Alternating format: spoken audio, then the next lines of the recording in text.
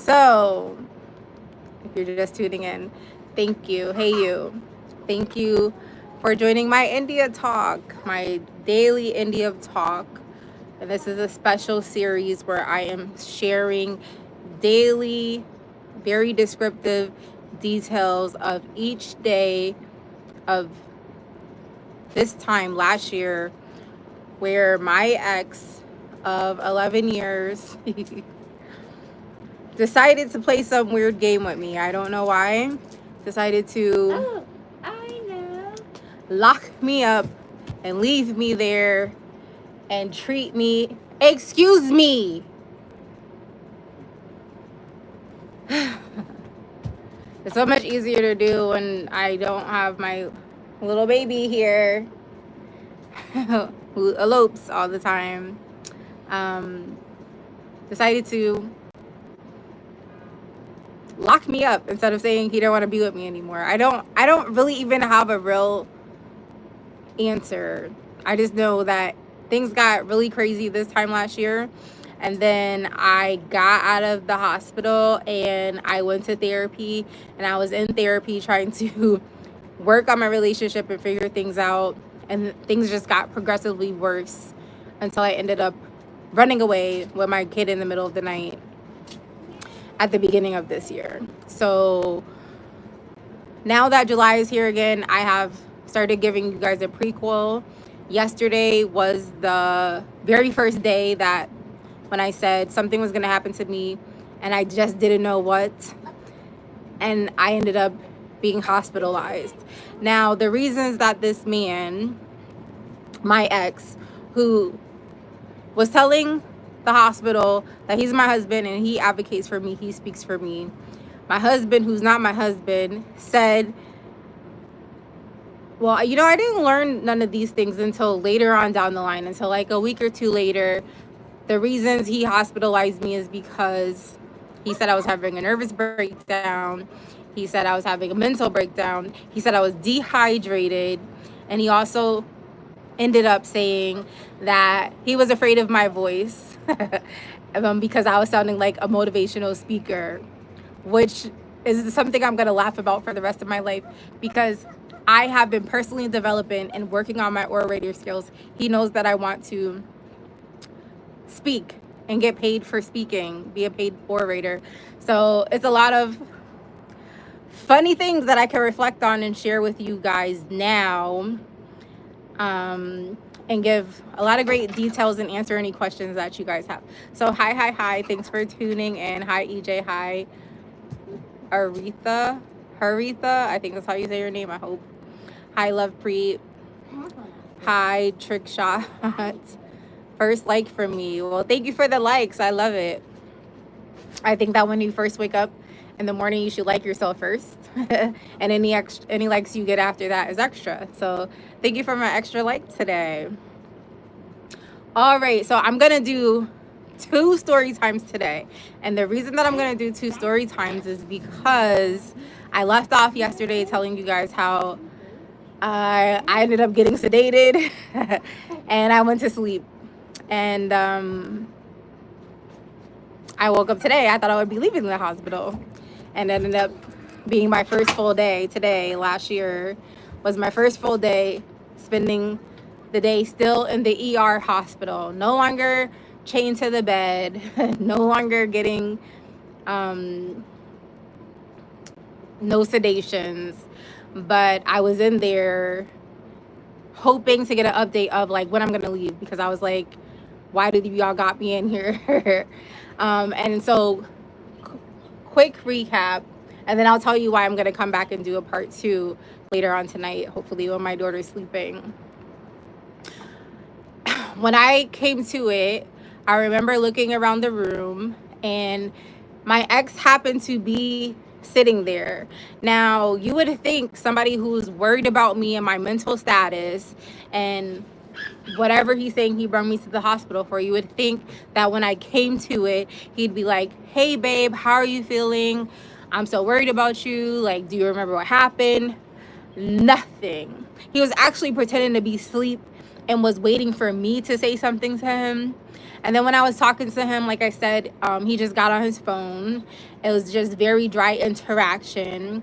And I was like, damn, I came in here saying I'm fucking Jigsaw and I gotta play a game because you got me here playing a game. But yo, there's something really going on. And like now, before he wasn't talking to me and before he was treating me away, but it was just literally like dead. No reaction, no emotion, no interaction. He didn't touch me, nothing. It was just like, okay, this is getting heightened. Whatever I was getting ready to walk into. I thought I was getting out the hospital that today, last year. Like, okay, this was fun. Get me the fuck up out of here, right? No. I remember trying to talk to him. He wasn't talking to me. And then I remember looking around the room. I was looking for my bag, that mauve bag that he brought me. And I didn't see it. I was like, where's my bag? And he was like, oh, I got it. And then I was like, where's my phone? Because I wanted my phone because I wanted to go into my notes app and I wanted to write down all the names of the people that I had spent yesterday talking to. And it's in my head. My brain is a database. Nothing's wrong with my brain. So I was like, where's my phone? And he was like, I got it. And I was like, can you give it to me? And he said, no. And he wouldn't tell me why.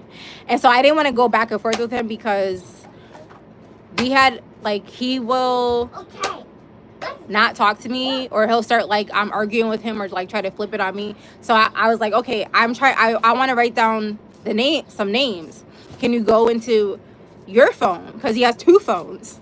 And he was like, yeah, tell them to me. And I was like, go into your phone and write these stuff down and then send it to my phone so I have the copy. So I don't really know if he wrote down the names or not.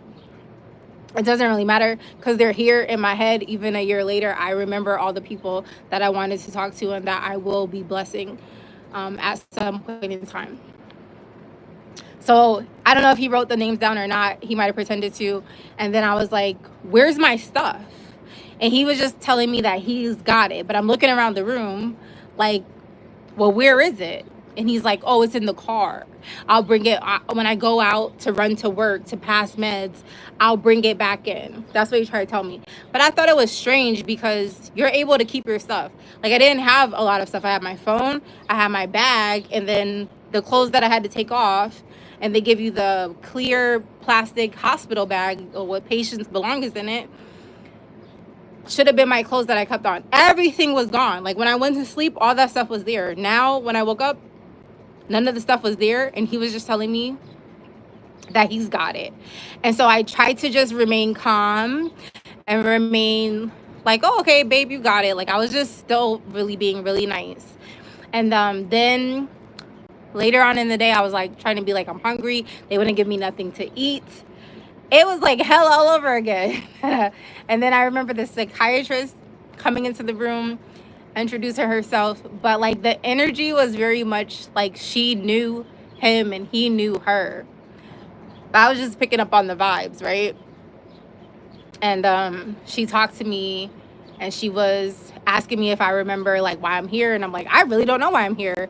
My husband, who's not my husband, said he's concerned about me.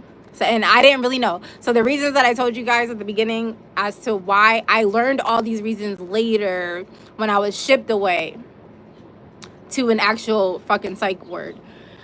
And I learned there of all the reasons, all the concerns. While I spent these 2.5, 3 days at this first hospital, they wouldn't tell me anything. And the more that I asked, the more that they said that my mood was going up and down and I'm being irate and I'm not being trusting, and that the reason that I was there is because my husband is concerned about me. But they would not give me any insight. And he was just being a brick wall. He wouldn't say nothing. So it's like the psychiatrist asked me like basic general questions, and then she asked me if I had any questions and I said no.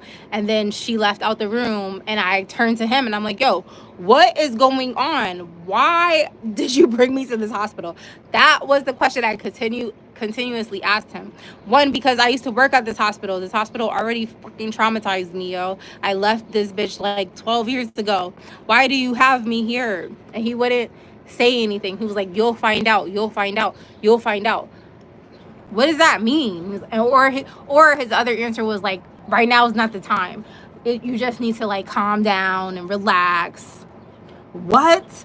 How much more calm down and relaxed could I be? Like, you brung me here, you had me strapped to a bed, you had me sedated, and now I'm trying to talk to you. And like, when I would talk to him, it would be like normal. And then when the doctors would come in, I would go into like character mode, because I was like, I don't know what's happening right now. I don't know why I'm here. And I kept being like, I need to get out of here. I need to go home to my daughter. I have a special needs daughter. I've never been away from her since birthing her in 2020, yo. I don't have time to play whatever game is in here. I need to go home. And the more that I was saying that, they were just trying to create this narrative that, yeah, something's going on with her. So I was really in a state of confusion. And then he got up and he left. And, you know, he was running in and out of that hospital, talking about how he had to get to work. Got to get to work. I got to pass meds. I got to, you know, the people are relying on me. I'm the manager. I run the house. I do all this. I'm the boss. When we're supposed to be business bosses, you're so caught up in this stupid job, yo. Anyway, so I was just like mostly there today, a lot of the time by myself, like laying in this bed, looking at this glass door, being like in a fishbowl where people are just like working. I remember having an IV in my arm and it like dried out. Nobody ever came back and checked on it. So I went to the, I was to the window knocking on it, and the girl got so scared. She's like, oh my gosh, she's on the bed. And I was like, can you please take this IV out my arm? It's been dried, it's been done, and it's hurting me. And she went and got somebody else. Like, I think she was afraid of me. I don't know, but I was pretty like chill. And then I finally ended up getting some food, hospital food, disgusting. But I was vegan, so at least they did cater to me in that way. But all hospital food is nasty, no matter if it's vegan or not. I will go back and like answer you guys' questions or anything that you're asking me. Hi everybody. I will come back and say hi. I am well, Jay. I hope you are too.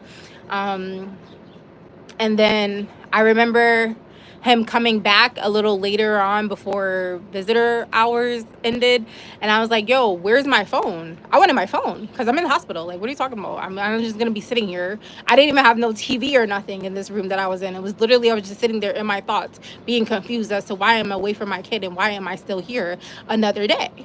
And he was like, oh, I forgot it in the car, but I'll bring it. And I was like, where's my bag? Like, where's my stuff? And he was like, oh yeah, I forgot everything in the car. I just came in to check on you again. It was almost like he was trying to be like my surveillance camera, making sure I was still there, making sure I didn't have nothing, no way to communicate with nobody, no way to go on social media, because they wanted to silence me. Now that I reflect on all this stuff, they didn't want me to get on social media saying anything. So I had no access to nothing. I couldn't talk to my kid. I couldn't call anybody. I couldn't text anybody. I couldn't scroll. I couldn't do nothing. And I had nothing to watch. It was almost like I was feeling like I'm back in the freaking 80s, yo. And I was like, so I'm just supposed to sit here all night without my stuff, without my phone, without nothing to do? And he was like, oh, well, visitor hour's over. I'll come back in the morning. I promise I'll bring your stuff. And I was just like, yo, all right. You really got me being Jigsaw, yo. That's all that I could think of. I don't know if you guys ever seen the movie Jigsaw, but I really felt like you're playing a game with me. Like, oh, want to play a game? And you got me in a room and you got me trying to figure out why I'm here and like, where's the key and like, what weird shit I got to do to get out this room. So he left, and then I was just there with like strangers and no way to talk, communicate, or like entertain myself or keep myself busy, but to be in my own head reflecting on all the things that happened leading up to me being in this hospital for another full day. So that's that. I will be back with a part 2 later on tonight because, like I said, yesterday was the first official day. Like, my day started with him kicking me and my daughter out of the house at 7 a.m.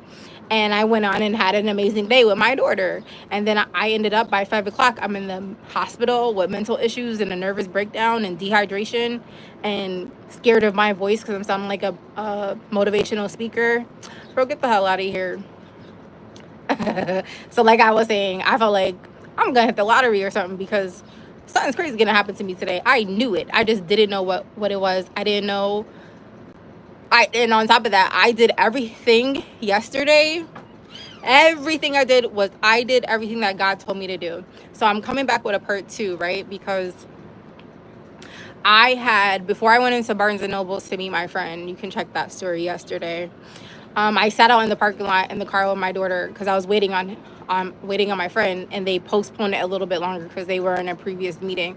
So God said, write a social media post, and I was like write a social media post declaring my love to this man, because I've been isolated in the house with him. He's been keeping me isolated, keeping surveillance on me, had people watching me, all stuff that I didn't know at the time, but it all ended up coming out. And so he's the only person I have been talking to. So I was like, put it online, God. Like everything. And then it was just like everything else is online. Like all our business stuff that we were doing was all online. Everything we did was online. And he's the only person I've been talking to in private about how I feel and like what was going on. And like, why are you not showing up for me? Why are you not showing up for your kid? Why are you not showing up for our business? Why are you just putting everything, putting the separation between us?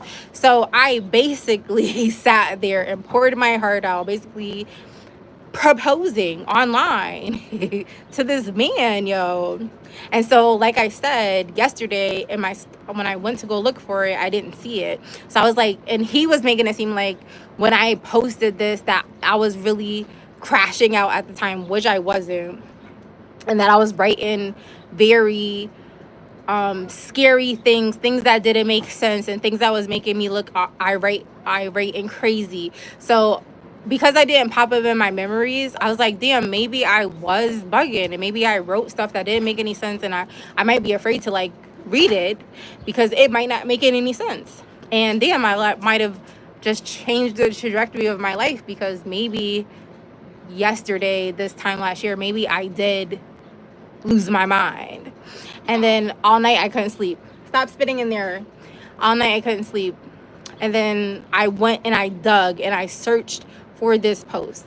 Now, it was a very long message, which I knew and remembered that I wrote a very long message. And a lot of the stuff, like if you don't know me and if you don't know him, you might not understand the context of the things that I was writing. But to that man who knows me, who I spent 11 years with, the things that I said, the code words that I used, and the language and the terminology, come back this way, the terminology I used, he knew exactly what the hell I was talking about. I sat there and read it word for word, sentence for sentence, and I'm like, I'm not crazy. Like I've been saying, I'm not crazy. I'm smart. I'm not psychotic. I'm smart. And he just played in my face. Like I've been doing. It was just a certified solidification that, yo, this entire thing, you played in my face, guy. You played in my face. And nothing about this post is crazy. It was just long, and it was me pouring my heart out to somebody who didn't give two F's. So I'm doing this live from my phone, and so I took screenshots of what I wrote. So I'm going to come back later tonight with a part 2, and I'm going to take my time and read the post, and then I'm going to dissect the post and the words and the terminology and explain here what I meant, because it doesn't matter anymore at this point in time, because we are no longer together. I ran away in the middle of the night with my kid January of this year to get away from him and to like free myself and to free my kid, because being locked up, I learned so many things about this man that I did not know. And then when I got out, I tried to play fair. I tried to play ball. And I went to therapy. And I was in therapy. The therapist had me writing freaking apology letters and all types of weirdo shit, trying to work on my relationship and leave me still in a state of confusion. And then something happened, which when that day comes, I will share that, where I literally had to snap out of it. Like, no, at this point, things are getting worse. They're not getting better. And I didn't even do anything. And I no longer could keep playing this game. I no longer could keep being nice. I no longer could keep not saying nothing, yo. And at this point in time, my life is in danger. My kid's life, I felt, was in danger. And I didn't feel safe. And I didn't feel like I wanted to be in that house. So I ran away at the beginning of January this year in the middle of the night, like I'm Tina Turner, who is one of my idols. So yeah, I will be back later tonight. Read the text that I wrote on social media, my only post that I wrote that day yesterday. And he didn't even comment on it or nothing. A few people liked it. And I remember him calling me, blowing up my phone, because he spends all day on social media. So he's probably trying to get me to take it down or like try to tell me about myself. But I was over him telling me about myself and not having a real regular conversation with me. So that's the story of today. I spent the day in the hospital again. And then tomorrow got really interesting. So I can't wait to share tomorrow. And then every day after that, it gets so crazy. I have all my diary entries that I wrote that I will be reading out loud and dissecting and answering any questions you guys have. So, hi EJ, hi Haritha, hi Lovepreet, thank you for the comments. Hi Trick Shot, thank you again Lovepreet for the like. I look so pretty. Oh, thank you. I was just like, oh, my hair is looking. I need to do my hair. Um, Somebody's message is held for review. Dad, what y'all be writing on here to me? Positive vibes only, okay? Where are you, if you don't mind me asking? I am in Massachusetts. Stop that, baby. Yucky, nasty. I'm in Springfield, Massachusetts. Oh my God, how unthoughtful of him. I could say a lot of things about that man, but I am practicing forgiveness, and I'm practicing not holding on to negative energy and negative feelings and resentment. Stop doing that. Yuck.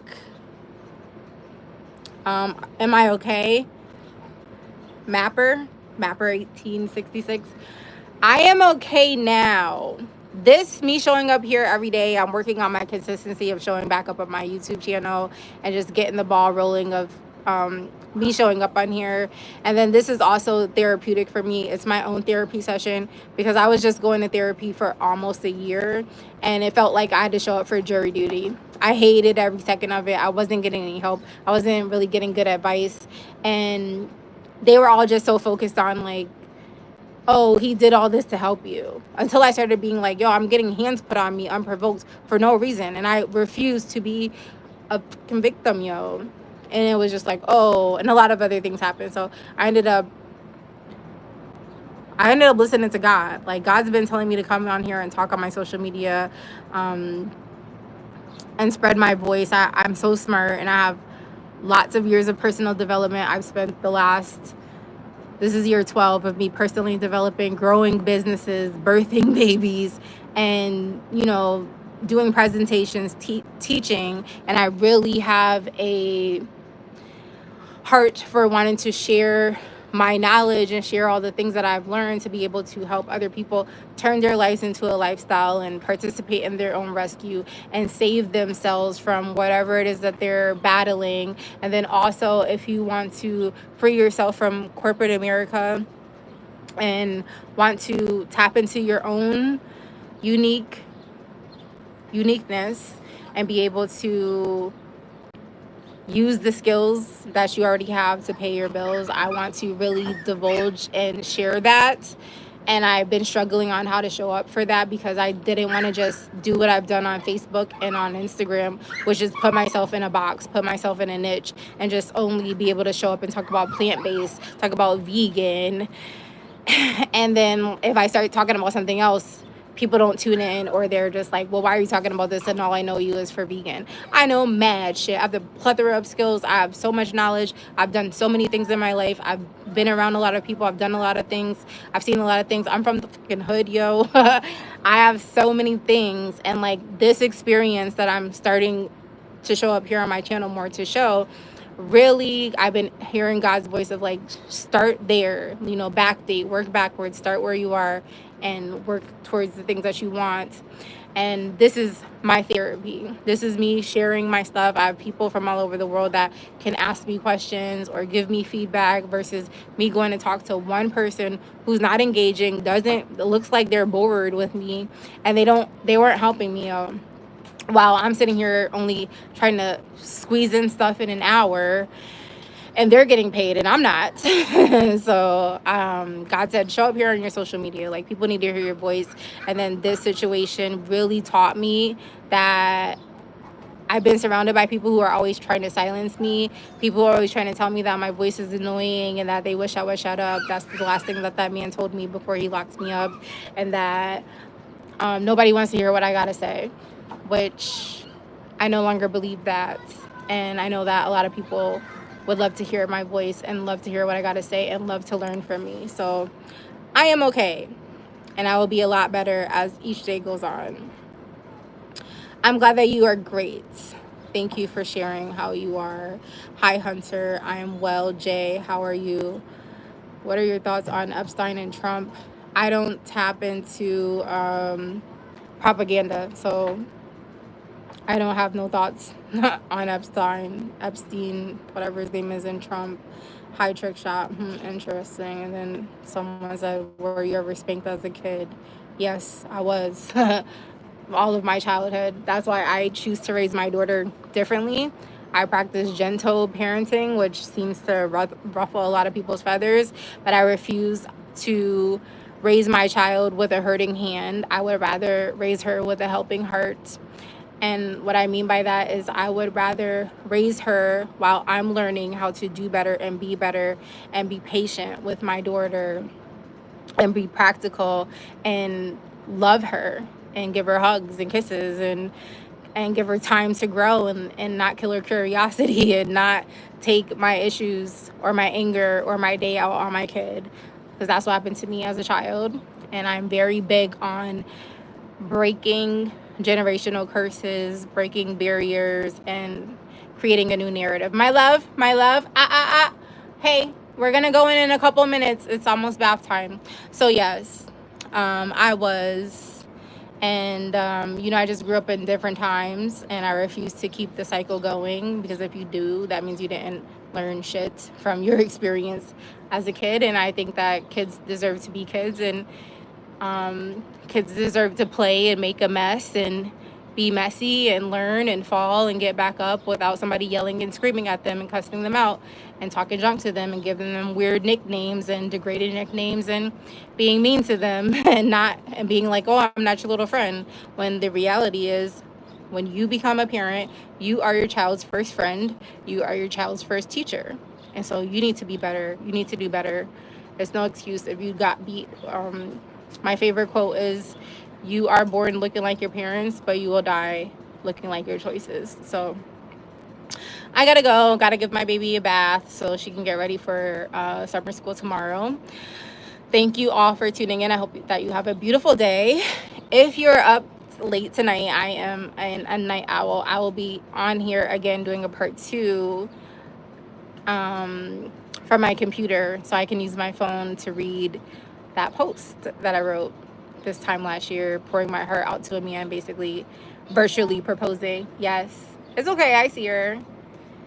Virtually proposing to somebody who didn't care and like locked me up and wouldn't even talk to me and told me that I'm not worth coming to visit after he shipped me away. Yo, it gets crazy. So I hope that you guys have an amazing night. I hope that you had a great dinner. I had a great dinner. I ate dinner before I got on live. And I'm going to go finish up my mommy duties. Until then, tune in later, maybe about like 11-ish, maybe midnight. If you're a night owl like me, I'd be up. So I can't wait to dissect that post with you and answer any questions that anybody has. If nobody has any questions or nobody shows up, I'm still going to show up, because it's most important to show up for yourself first before you show up for anybody else. So have a great night. See you later. And don't forget, turn your life into a lifestyle. Peace.